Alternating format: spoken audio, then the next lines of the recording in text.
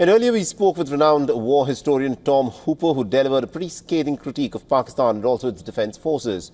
Now, Cooper stated that Pakistan's air defence systems were completely dismantled by the Indian strikes, raising some serious concerns about the country's preparedness and also its resilience.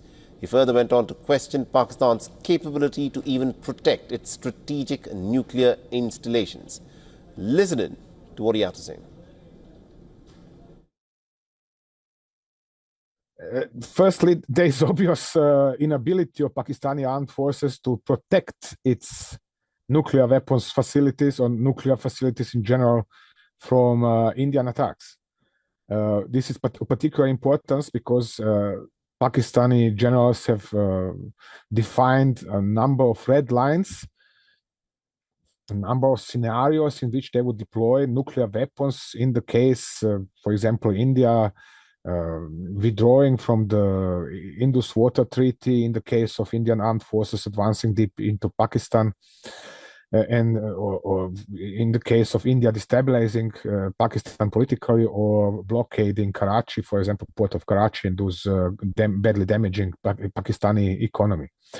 And then it turns out now that Pakistan is not sticking to its own red lines because India has crossed at least two of these and nothing happened. Indian armed forces have damaged the Pakistani armed forces so badly that these cannot protect their own nuclear facilities. Even more so that they cannot be sure that they might manage to pull out some of their stored nuclear warheads, bring them to their bases, install them on aircraft or on ballistic missiles. Indeed, India found itself in a position to strike absolutely with absolute safety selected targets inside Pakistan, no matter how far away from Indian border.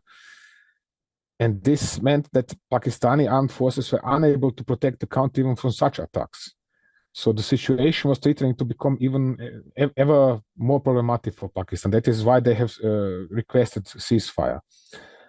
India has not accepted a ceasefire, but said it is going to stop its operation. But it is constantly, since 10th of May, it's constantly carefully monitoring situation inside Pakistan, especially any kind of major movements at nuclear facility.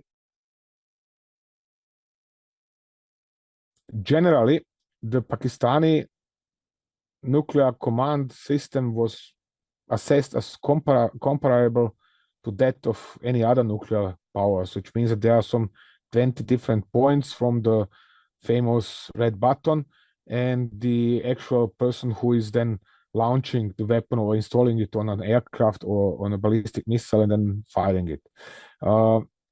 But as I said, it was also so that before this war, Pakistani integrated air defense system was assessed as very strong, and Pakistani Air Force was assessed as very strong, and Pakistani armed forces in general were assessed as very strong. And now it turns out, no, they have been dismantled in a matter of 90 hours.